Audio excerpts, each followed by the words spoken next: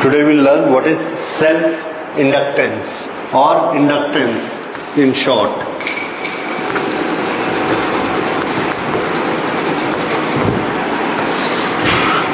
Inductance, induce होना. So far we have learnt the magnetic flux linked to a coil. If it suddenly changes, then the coil wish to oppose it, and what is method of opposition? It will generate a magnetic field by making a current in itself. अपने अंदर वो एक current flow कराना चाहेगी जिससे वो change होते हुए मैग्नेटिक फील्ड को रोक सके. तो उसके अंदर एक करंट बनी, किसके कारण? क्योंकि बाहर किसी ने मैग्नेटिक फ्लक्स को चेंज किया, मैग्नेटिक फील्ड को चेंज किया. किसने बनाया वो मैग्नेटिक फील्ड? पता नहीं किसने बनाया, पर किसी ने तो बनाया. और मैग्नेटिक फील्ड बनता कैसे है? कहीं ना कहीं किसी ना किसी करंट से ही मैग्नेटिक फील्ड बनता है. यानी एक करंट से क्या बना? Magnetic field. उस मैग्नेटिक फील्ड के कारण क्या बनी? दूसरी करंट, एक कॉइल. फिर से मैग्नेटिक फील्ड बनाने वाली एक coil. So here is a coil.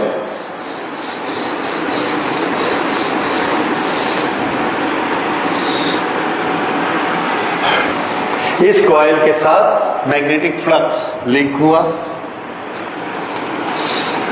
अगर इसके साथ मैग्नेटिक फ्लक्स लिंक होता है तो इसके अंदर एक करंट प्रोड्यूस होगी. ठीक. अब ये मैग्नेटिक फील्ड कौन लाया?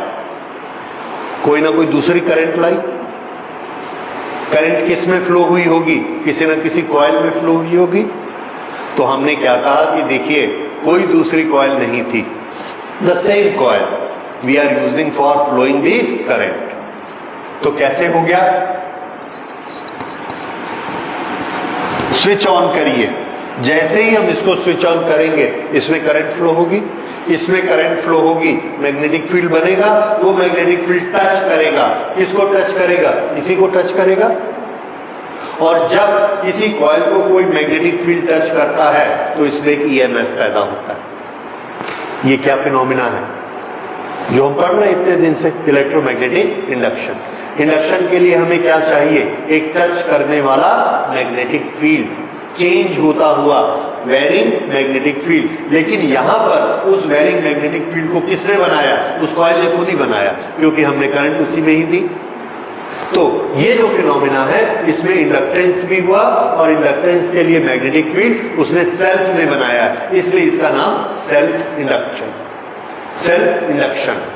What happens in A self induction? A coil makes a magnetic field, attach that magnetic field with itself, and due to that changing magnetic flux it produces a opposing EMF. opposing current भी ये खुद ही बनाती है. ये एक बड़ा विचित्र phenomena है. इसके इफेक्ट क्या होंगे आगे जाके पढ़ेंगे.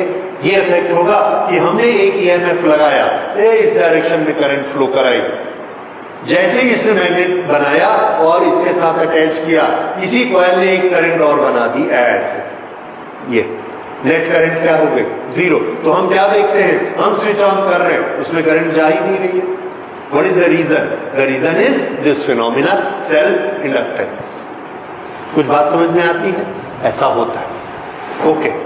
सो लिखिए self inductance.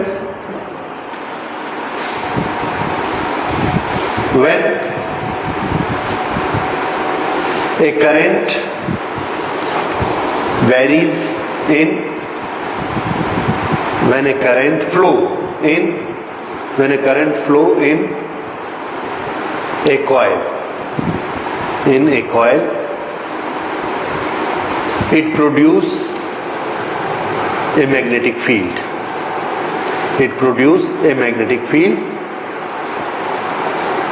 This magnetic field link with the coil itself. This magnetic field links with the coil itself and induce EMF in opposite direction. And induce EMF in opposite direction.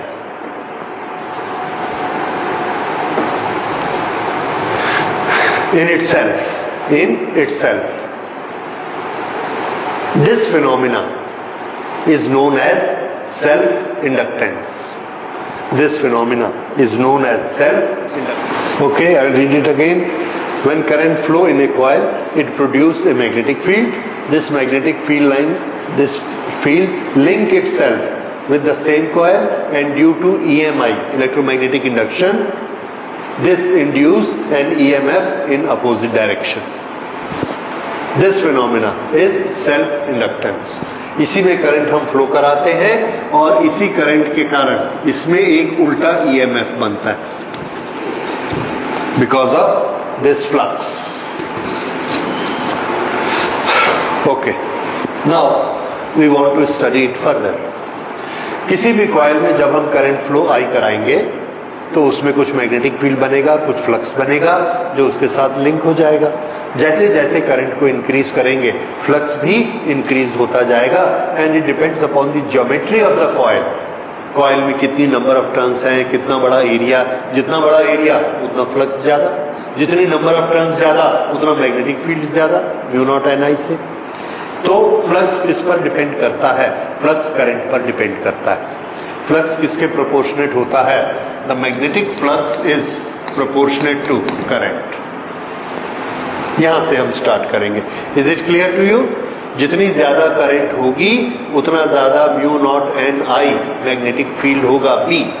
जितना ज्यादा B होगा उतना ज्यादा flux. Flux क्या होता है? B into A. जितना B strong उतना फ्लक्स भी स्ट्रॉन्ग. तो फ्लक्स किसके प्रोपोर्शनेट हुआ? I K. If you want to make it equal then there is a constant L I. This constant L is what? Phi divided by I. That is, if the current is 1 ampere, current is 1 ampere, कुछ flux पैदा होगा इसमें, वो flux किसका measurement देगा? L constant का. So this is flux produced per unit current. ये किस पर डिपेंड करता है? जो मैंने बताया, नंबर ऑफ टर्न्स कितनी है, एरिया कितना है, उस पर डिपेंड करता है. और ये उसके ज्योमेट्री है, ये उसका कंस्ट्रक्शन है, इसलिए ये एक कॉइल के लिए कांस्टेंट है. कॉइल के लिए कांस्टेंट. तो इसको हमने नाम दिया, this is constant of self induction.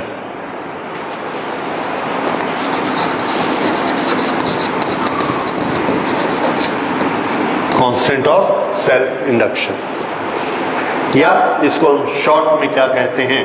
Self inductance.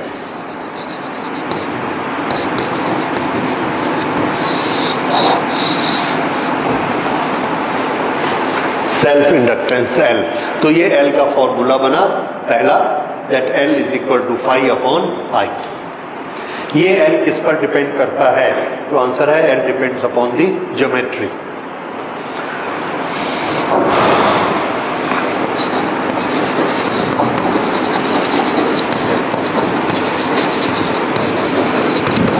Geometry and construction.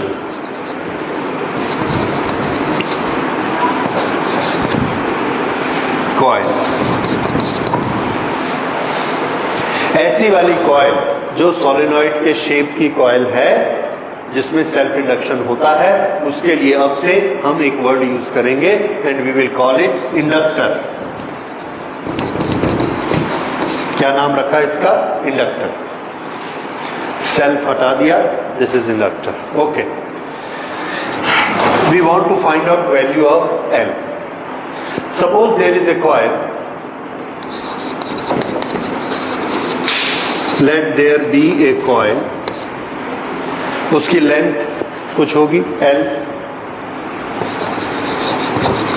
Length L, number of turns per metre N. तो टोटल नंबर ऑफ टर्न्स कितने हो जाएंगे? N into L. ये सब जानते हैं, ये हम पहले कर चुके सोलेनॉइड में.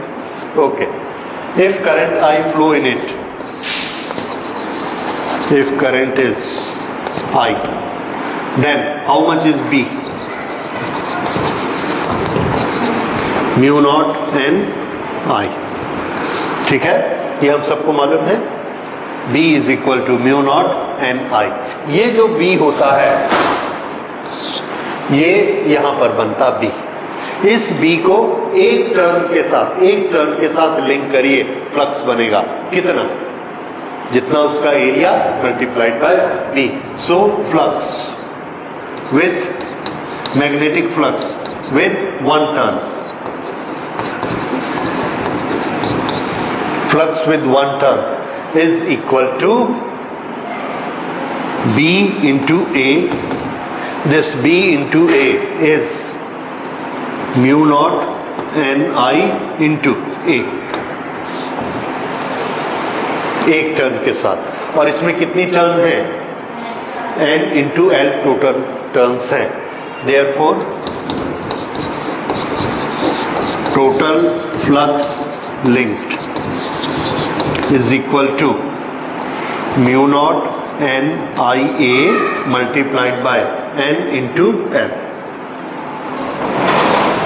and this is phi is equal to mu naught N square A into I, ये आ गया phi p। अब इंडक्टेंस L का फॉर्मूला क्या है? फाई डिवाइडेड बाय आई, इसको आई से डिवाइड कर दीजिए। देयरफॉर एल इज इक्वल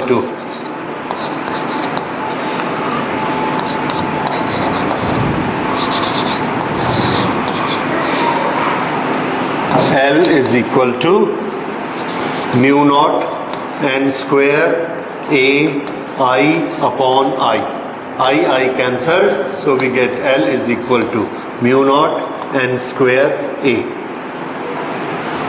और इसमें mu naught N square A, length भी थी कहीं पे, mu naught N I A L, so here we have it L, oh this length confused मत होइए, so one length we have to keep as length, so we will take this as small l, क्योंकि हम capital L किसके लिए use कर रहे हैं?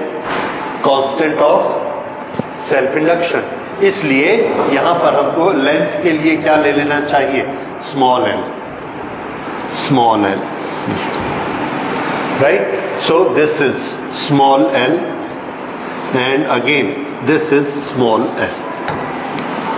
So self inductance is equal to mu naught N square A into small l.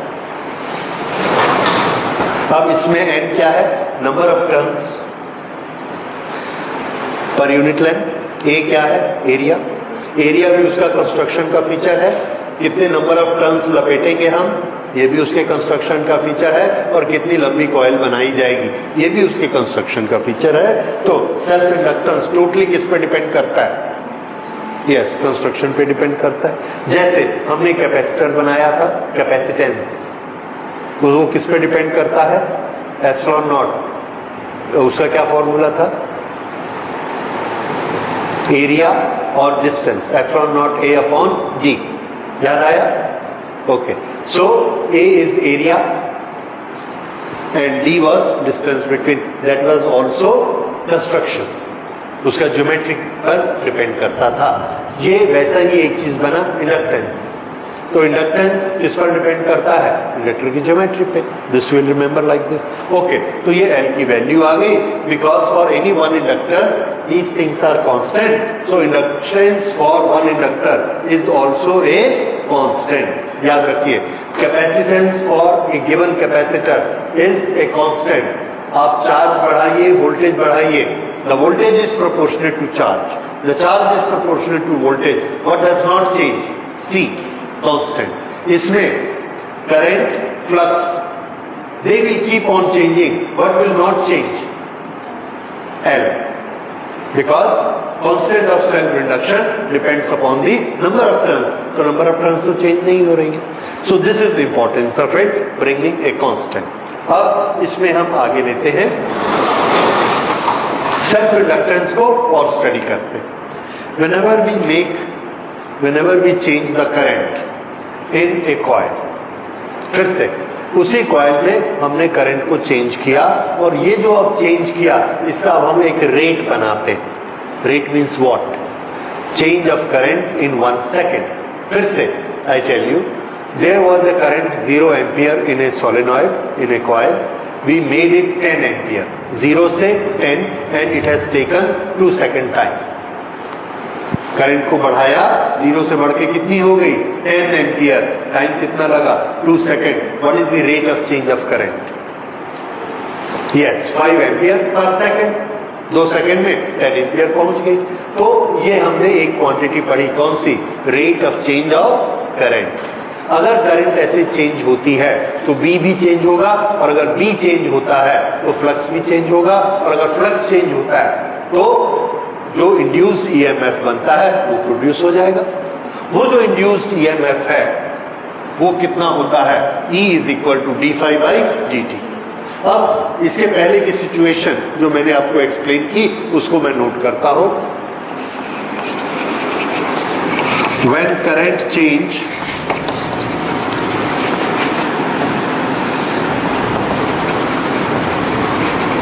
Through a conductor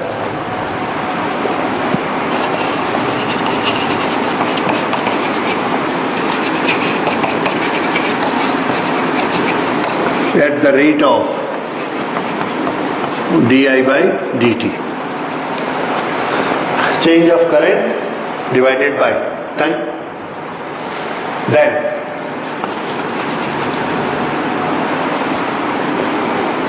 magnetic field B also change. Flux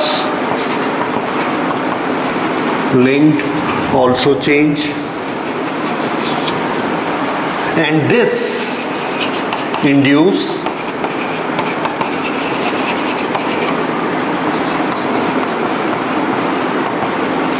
opposing EMF in the coil.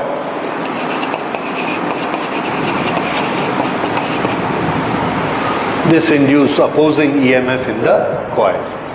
That means induced EMF is proportionate to rate of change of current.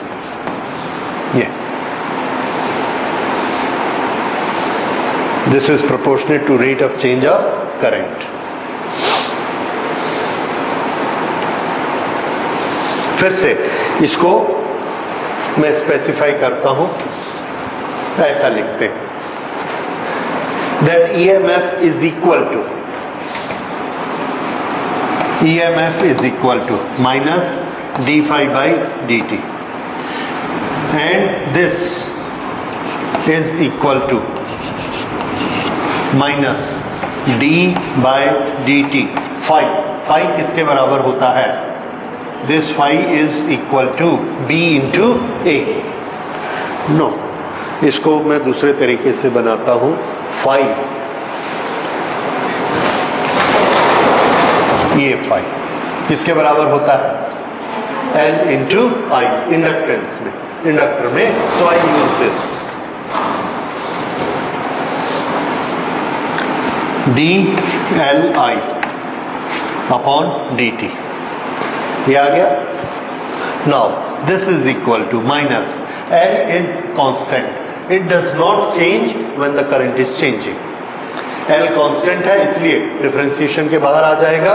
And what do we get here is L di by dt. So this is induced EMF and this is a very versatile formula. ये हमको बहुत आगे तक ले जाएगा. Generator, this, that, so many things we will make with this. What does it say?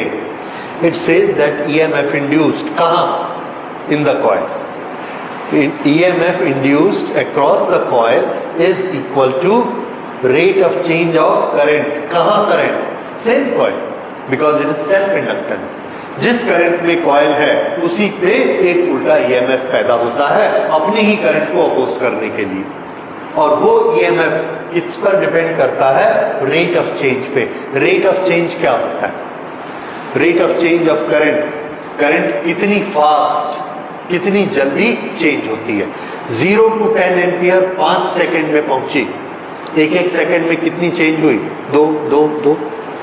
0 to 10 2 second में change हो गई, तो एक एक सेकंड में कितनी चेंज हुई? 5। This change is more. तो इस समय अपोजिंग ईएमएफ ज्यादा बनेगा क्योंकि रेट ऑफ चेंज बहुत फास्ट। सेम करंट 0 to 10 एक में थी, सेम करंट 0 to 10 दूसरे केस में थी, पर किस केस में अपोजिंग ईएमएफ ज्यादा बना? जिसका रेट ऑफ चेंज ज्यादा था। और रेट ऑफ चेंज कैसे निकालते हैं? D I by d T. So this is EMF induced across an inductor. इससे हम लोग इंडक्टर की डेफिनेशन फिक्स कर सकते हैं। किस तरह से? That is L is equal to E divided by di by dt. This gives us, if di by dt is equal to 1 ampere per second, then L is equal to E. If di by dt is equal to 1 ampere in 1 second, तब L किसके बराबर होगा? E के बराबर होगा। ये पूरे text का मतलब क्या है? ये हमारे पास एक कॉइल है। We want to know what is inductance of this coil. ठीक है, तो यहां पर हमने एक अरेंजमेंट लगाया इसकी करंट को इंक्रीज करने का। किस तरह से हम उसको इंक्रीज करते हैं या डिक्रीज करते हैं?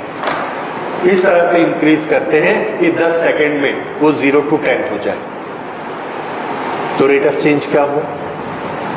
करंट का चेंज 10, टाइम का चेंज 10 इक्वल टू 1। सो 10 सेकंड में करंट का 0 to 10 पहुंच जाना, that is how much is the rate of change? 1। ठीक, जब हम ऐसा कर रहे होते हैं और इन दोनों सिरों में हमने एक वोल्ट मीटर लगा दिया, ठीक, तो यहां पर जब हम ऐसा चेंज करते हैं तो क्या देखते हैं? इसमें एक उल्टा ईएमएफ पैदा होता है। वो जो उल्टा ईएमएफ है, अगर हम उसको नाप लें तो वो ईएमएफ ही हमको किसकी रीडिंग देगा? इंडक्टेंस की। किसकी रीडिंग देगा? इंडक्टेंस की। यहां पर तो दिस इज नॉट प्रैक्टिकल क्योंकि यहां पर ये इसकी वोल्टेज बताएगा, लेकिन इसके तरीके हैं। जैसे हमने उसमें करंट फ्लो करा ली 10 एम्पियर, उसके बाद हमने बैटरी को स्विच ऑफ कर दिया। बैटरी को स्विच ऑफ कर दिया तो वो 10 एम्पियर गिरते गिरते गिरते कितनी हो गई? 0, खत्म। और उसने 10 सेकंड का टाइम दिया, तो रेट ऑफ चेंज क्या हुआ? 10 डिवाइडेड बाय 10 दैट इज 1। उस समय ये वोल्ट मीटर हमको जो रीडिंग दिखाएगा वो रीडिंग क्या शो करती है? Self inductance. वो रीडिंग जो यहां पर वोल्टेज शो करेगी, ये वोल्टेज ही क्या है? उसका सेल्फ इंडक्टेंस। तो इसी को हम टेक्स्ट में लिख सकते हैं। किस तरह से?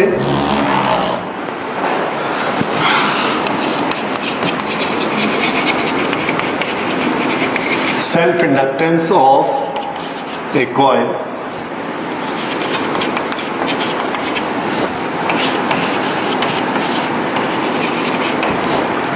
So self-inductance of a coil is EMF induced in the coil when rate of change is 1 ampere per second. This is self-inductance definition. This is how we measure it. तो हमने ये कॉइल ली और इसमें करंट चल रही है 10 ampere और उसको हमने स्विच ऑफ कर दिया, तो 10 सेकंड में वो करंट कितनी बन गई? 0। अब हमने इसका वोल्टेज नापा, जब करंट कम हो रही थी इसमें वोल्टेज आया 100 वोल्ट। ठीक, अब हमने एक दूसरी कॉइल ली, इसमें भी वही काम किया। Current decrease 10 ampere to 0 ampere in 10 second, पर इसमें जो हमने वोल्ट मीटर लगाया था वो हमको दिखाता है 40 वोल्ट। इसमें कितना दिखाया था? 100 वोल्ट। इसमें कितना दिखाया? 40 वोल्ट। तो हम क्या बोलेंगे? इसका इंडक्टेंस कितना है? 100 और इसका इंडक्टेंस कितना है? 40। इसका इंडक्टेंस ज्यादा और इसका इंडक्टेंस कम। ये हमारी डेफिनेशन का मीनिंग है कि जब हम सबका D I by d T 1 कर देंगे तो जो ज्यादा जोर से ईएमएफ बनाएगा अपोजिट ईएमएफ, उसका इंडक्टेंस ज्यादा माना जाएगा और जो कम बनाएगा उसका कम माना जाएगा। That is self inductance. और सेल्फ इंडक्टेंस का कारण क्या रहा होगा कि कोई ज्यादा बनाता है कोई कम बनाता है, ये दिख रहा है, क्योंकि हमने उसमें नंबर ऑफ टर्न्स ज्यादा दिए होंगे, एरिया उसका बड़ा रखा होगा, तो that has the larger self inductance. अब हमने एक मशीन ली, उस मशीन में रेट ऑफ चेंज मान लो 1 एम्पियर पर सेकेंड होता है। अगर मुझे उसमें 1000 वोल्ट चाहिए तो मुझे क्या करना होगा? थोड़ा क्वेश्चन को समझिए। हमारे पास रेट ऑफ चेंज है di/dt, एक मशीन में अवेलेबल है। दिस इज 10 एम्प पर सेकेंड, di/dt की वैल्यू। इस कॉइल में di/dt मैंने दिया और जैसे मैं उसका स्विच ऑफ करूंगा ये उल्टा वोल्टेज मेरे को देगी। जब ये उल्टा वोल्टेज मुझे देगी तो मैं चाहता हूं कि वो वोल्टेज मुझे 1000 मिले। कैसे हो सकता है? E is equal to L di/dt और E मुझे कितना चाहिए? 1000, ठीक है। और di/dt कितना है? 10 एम्पियर पर सेकेंड, तो L कितना चाहिए? 100। L कितना यूनिट होना चाहिए? 100। तब मुझे वो कितना मिलेगा?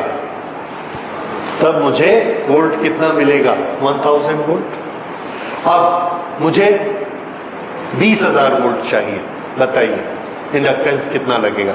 20,000 volt. I want it when I switch it off.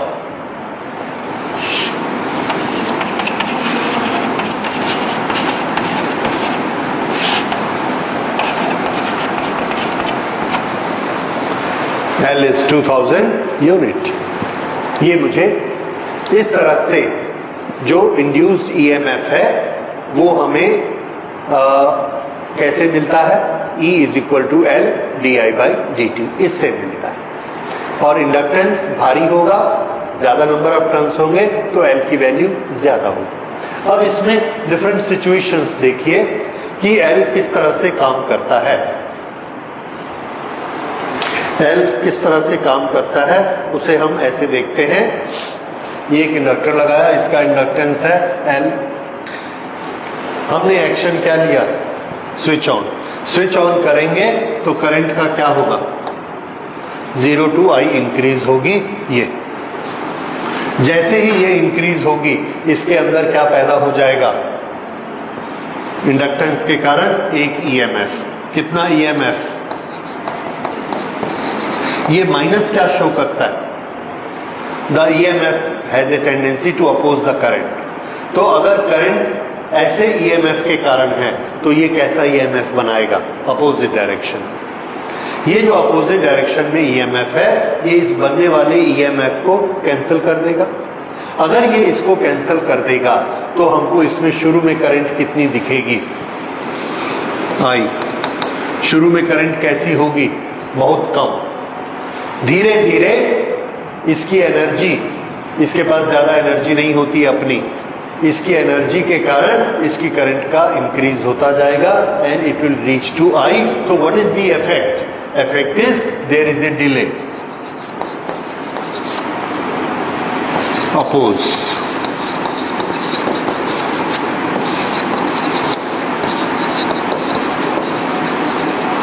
तो जब भी हम स्विच ऑन करेंगे करंट का क्या होता है? राइज। और ये कौन है? आई इंड्यूस्ड। आई इंड्यूस्ड हमेशा क्या करेगा? अपोज दी राइजिंग करंट। और अगर ये करंट इसको अपोज करेगा तो क्या होगा? Delay in current increase. ये एक्शन होता है when we switch it on. तो जब भी स्विच ऑन करेंगे ये हमेशा क्या करेगा? अपोज करेगा और अपोज के कारण करंट हमारी धीरे धीरे बढ़ेगी। एकदम से स्विच को हमने ऑन किया नहीं होगा। अगर हम यहां पर एक बल्ब लगा देंगे, जैसे ये अगर हमने यहां पर एक बल्ब लगा दिया तो ये बल्ब स्विच ऑन किया, ऐसा नहीं जलेगा, ये ऐसे फुल लाइट। जब ऐसा होगा तो हम क्या समझ जाएंगे, इसके साथ सीरीज में कौन है, इंडक्टर, कहीं ना कहीं पर इंडक्टर लगा है, ठीक है। अच्छा, दूसरी चीज,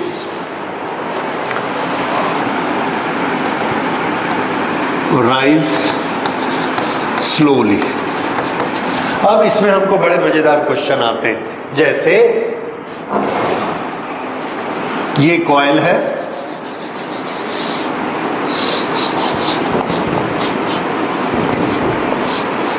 हमको मालूम है कि हम स्विच ऑन करेंगे तो क्या होने वाला है, करंट फ्लो होगी, ये क्या करेगा, उसको अपोज करेगा। शुरू में इतना अपोजिशन होगा कि करंट कैसी रहेगी, जीरो, और फिर ये ज्यादा स्ट्रॉन्ग पड़ेगा, करंट धीरे धीरे इंक्रीज होते जाएगी। अब यहां पर हमने यहां बल्ब लगा दिया,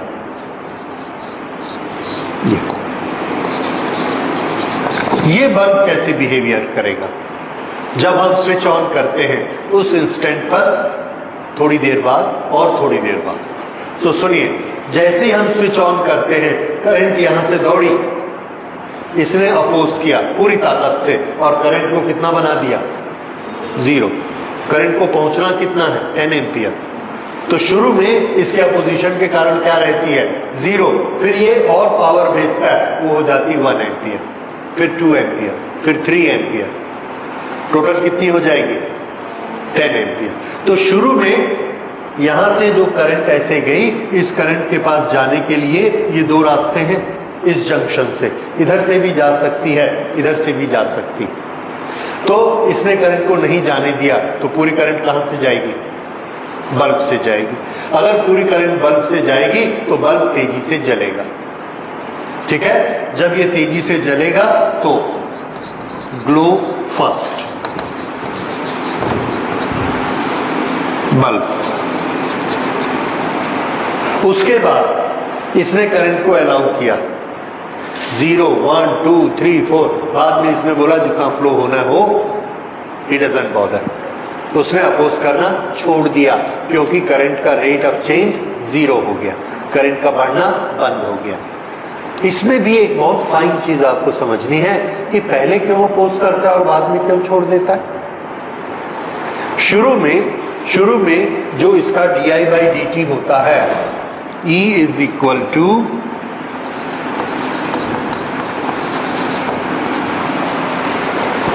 इसकी करंट जैसे ही खाली जगह में करंट भरती है, बड़ी तेजी से चार्ज चलते हैं और 1 मिलीसेकंड में 10 चार्ज चले गए अंदर। दूसरा मिलीसेकंड आया और अगले 10 चार्ज आए, 10 अंदर नहीं जा पाए, 8 गए, 2 बाहर रह गए। क्यों? पहले 10 वाले ने अपोज किया, पहले पूरा खाली था, कितने चार्ज आ रहे थे, 10, 1 मिलीसेकंड में। अगले 1 मिलीसेकंड में हम क्या देखते हैं, 8 गए। क्यों? समझ आ रहा है? पहले वाले ने अपोज किया होगा। तीसरे मिलीसेकंड में क्या 8 भी जाएंगे? नहीं जाएंगे। तो पहले मिलीसेकंड का चेंज करंट का कितना था, 10 चार्ज इन 1 मिलीसेकंड। दूसरे में 8 इन 1 मिलीसेकंड, तीसरे में 6 इन 1 सेकंड। ये क्या चेंज हो रहा है, करंट पर यूनिट टाइम। ये करंट पर यूनिट टाइम पहले जब 10 थी, 10 इंटू 10 कितनी ताकत थी, वो अपोजिट ईएमएफ की 100। दूसरी बार जब ये 8 इंटू 10 हो गई तो ये क्या हो गया, 80। तीसरी बार 4 इंटू 1, ये 4 इंटू 10 कितना आया, 40 वोल्ट। तो हम क्या देखते हैं, उसके अपोज करने की ताकत कम होते जाती है। ये बात समझ में आई? तो पहली बार नीचे से 10 वोल्ट आया और इसने अपोज करके कितना बनाया, 10 वोल्ट। तो अगले मिलीसेकंड में कितना बनाएगा, 8 वोल्ट, फिर कितना बनाएगा, 6 वोल्ट, फिर 3 वोल्ट, फिर 2 वोल्ट, और लास्ट में क्या करेगा, अपोजिशन का वोल्टेज 0। तो जब इसके अपोजिशन की ताकत ग्रेजुअली डिक्रीज हो जाती है, this is a very important phenomena, ये आपको याद रखना है। अपोजिंग ईएमएफ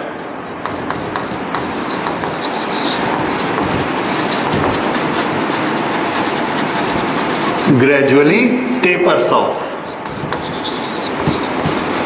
ये तो ये रीजन है कि इसकी अपोज करने की ताकत विद द टाइम डिक्रीज होते जाती है और अपोजिट ईएमएफ कम हो जाएगा।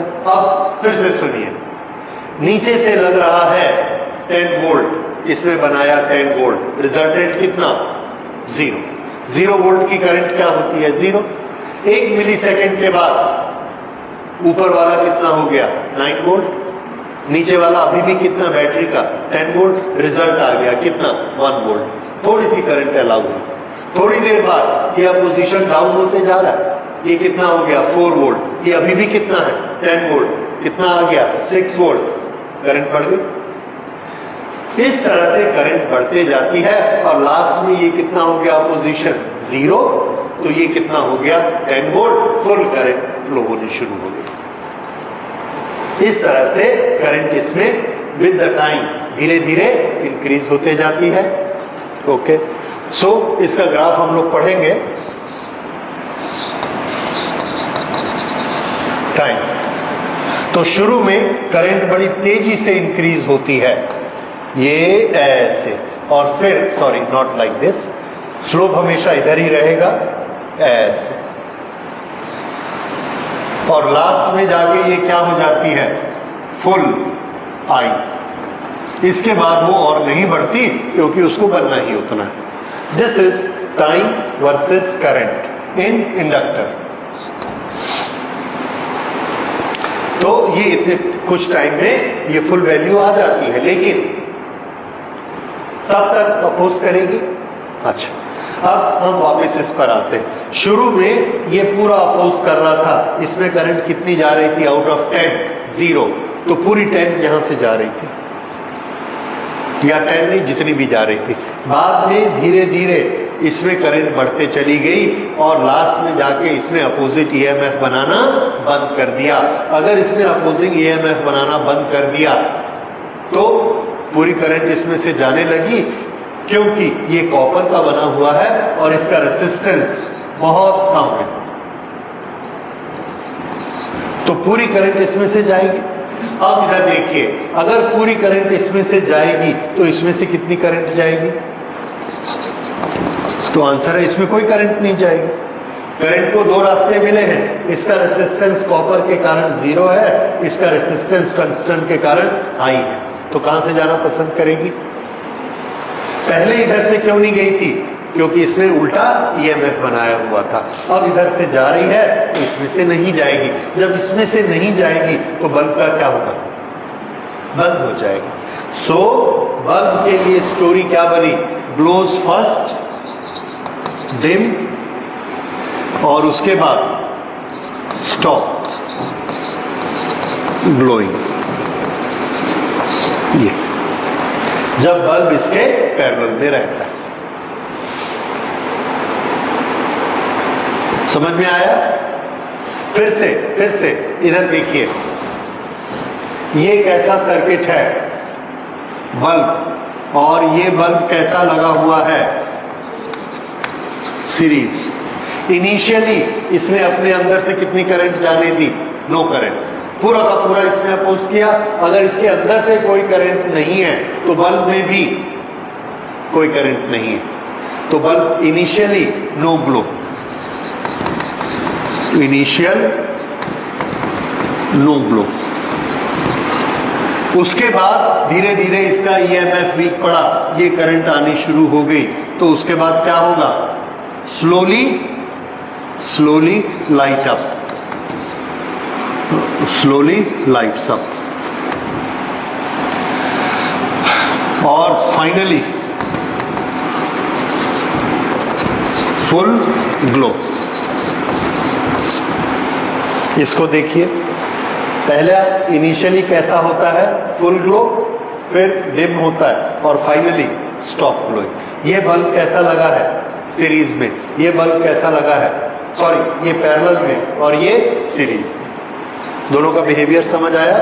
Okay, this is quite popular question, ये काफी पूछा जाता है और इसको इस तरह से भी पूछते हैं, दोनों बल्ब यहीं पे लगा देते हैं, ए और बी करके, है ना? ये इस तरह से बन जाता है। दिस इज ए कॉइल, ये एक बल्ब लगा देते हैं, और ये एक बल्ब लगा देते हैं।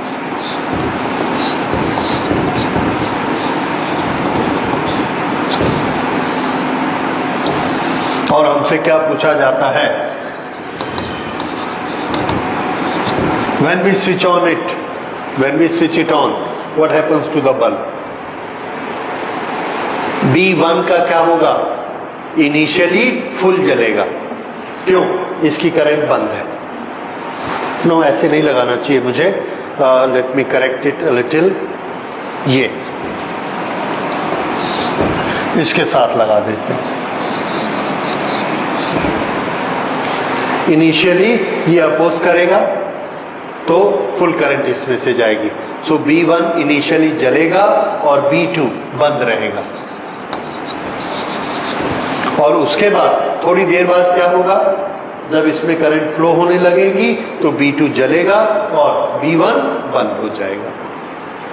ठीक है, तो इसको सीक्वेंस को मैं फिर लिख देता हूं। B1 फुल, B2 ऑफ, और उसके बाद क्या होगा, B2 full, B1 of after T time. तो ये इसकी दो सिचुएशन है।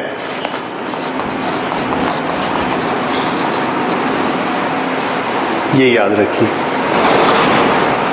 तो ये सेल्फ इंडक्टर का बिहेवियर है, उसको ये अपोज करता है। अगर हम सेल्फ इंडक्टर में स्विच ऑन करते हैं तो ईएमएफ की डायरेक्शन किधर होती है?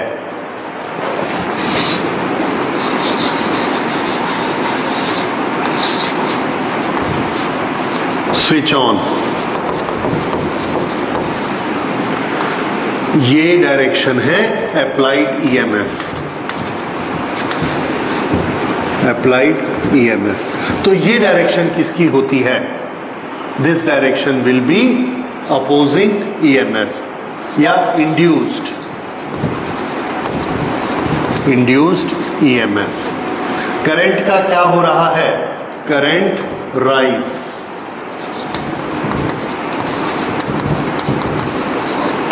फिर से when we switch it on, switch on से करंट का क्या होगा? Rise. Applied EMF in this direction, induced EMF in this direction. ये समझ आया? ओके। और करंट को क्या करेगा? Current is opposed. अब हम इसको स्विच ऑफ करते हैं।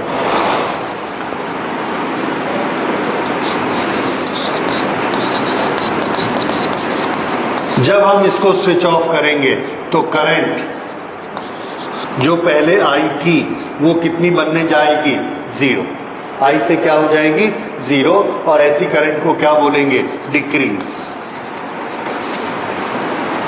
और ये जब डिक्रीज होगी current, I to zero, 10 ampere to zero, 5 to zero, जो भी पहले वैल्यू थी, जब ये करंट डिक्रीज होगी तो किसी भी ऑब्जेक्ट का नेचर क्या होता है? To oppose the change.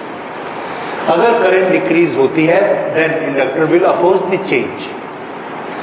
कैसे अपोज कर सकता है? तो वो क्या करता है, अपने अंदर एक ईएमएफ बनाता है और उस ईएमएफ से उसी डायरेक्शन में करंट बना देता है। जैसे पहले 10 एम्पियर फ्लो हो रही थी, हमने स्विच ऑफ किया तो 10 को कहां पहुंचना है? 0। तो 10 से डाउन होकर कितनी आई? 8। 2 लेस हो गई। ये 2 डिक्रीज होना इंडक्टर को पसंद नहीं है। वो क्या करता है? 2 एम्पियर करंट बना देता है ताकि उसका लेवल क्या बना रहे? 10। फिर वो डिक्रीज होकर 6 आई तो ये फिर अपनी एनर्जी खर्च करके 4 एम्पियर उसी की डायरेक्शन में बना देता है ताकि वो कितनी रहे? 10। जब तक इसके पास एनर्जी है, जब तक इंडक्टर के पास जान है, तब तक वो उस गिरती हुई करंट को सपोर्ट करता है। अब देखिए, अगर उसने इस करंट को सपोर्ट करके इसको इंक्रीज करना है तो ईएमएफ की डायरेक्शन उसको किधर बनानी पड़ेगी? उसी डायरेक्शन में बनानी पड़ेगी। तो ये करंट जो कि पहले ऐसे फ्लो हो रही थी, हमने स्विच ऑफ कर दी और स्विच ऑफ करने से ये करंट 10 से 8, 8 से 6 ऐसा होने लगी।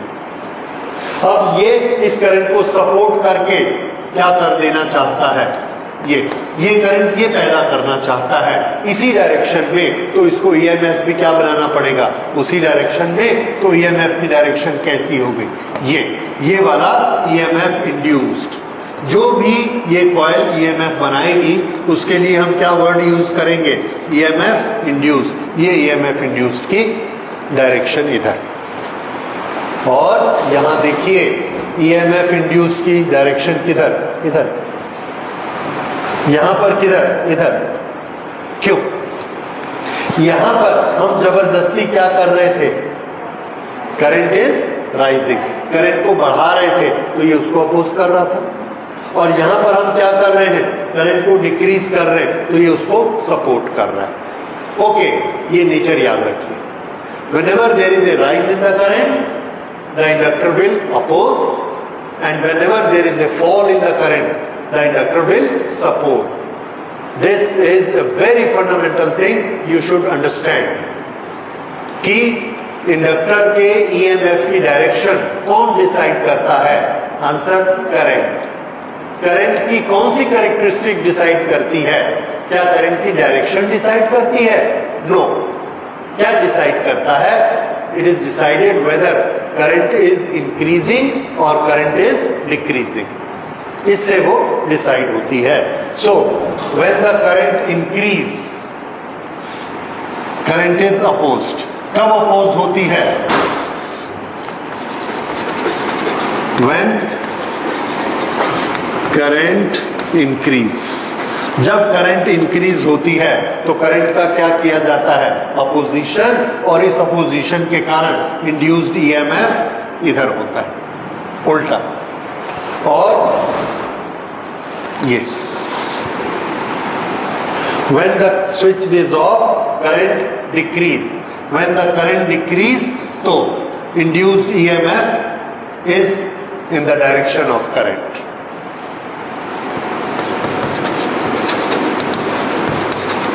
In direction of current. ये करंट को क्या कर रहा है, support. So when current decrease, what is the action by inductor? It will support. It will produce EMF in the direction of current. और जब increase होती है, oppose. तो EMF की डायरेक्शन किस पर डिपेंड करेगी, whether current is increasing or current is decreasing. Right? So this is all about self inductance. इसको एक बार फिर से हम लोग स्टडी करेंगे when we will study alternating current. अभी हमने सिर्फ क्या किया है कि स्विच ऑन करते हैं, स्विच ऑफ करते हैं, there is one time change. Alternating current में continuous change होता रहेगा. Then we will understand how is its behavior, and then it becomes more and more important. So this is self inductance.